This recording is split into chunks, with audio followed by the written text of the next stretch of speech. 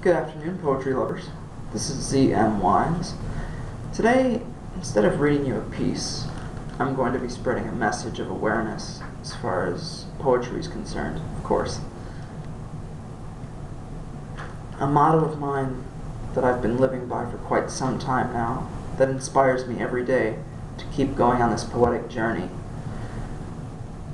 is poetry lives. I say it to myself practically every day, as if it was a mantra. Poetry lives. It's universal. It lives within each and every one of us. I'm sick of people saying poetry is a dead art. It's not dead, believe you me. It's a rebirth. There have been countless rebirths over the history of time, and I admit we may not be as traditional as we once were back in the day. We may be it's more of a freedom of expression now, but they are words nonetheless. Words are everything. They really are.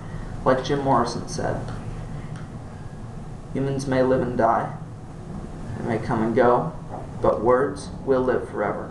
It's so true, and I cannot stress this enough. Poets, don't ever doubt yourself or your work, ever.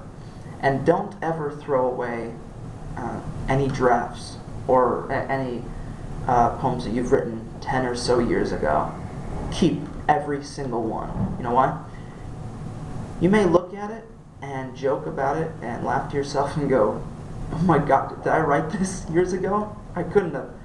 But in all honesty, it's an evolution of your work. It's a progression of your words that will continue to escalate in the years to come. That is, if you decide to stay on the path of poetry. I've been a written word poet for more than a decade and a spoken word poet for almost 3 years coming up, and and just this whole entire poetic journey. I live by it each and every day, one step at a time, 1 minute at a time. I don't mind looking into the future too much, but I focus on the now. And I do see an evolution of my work, writing in many different styles, different topics, dabbling in formal verse as well. And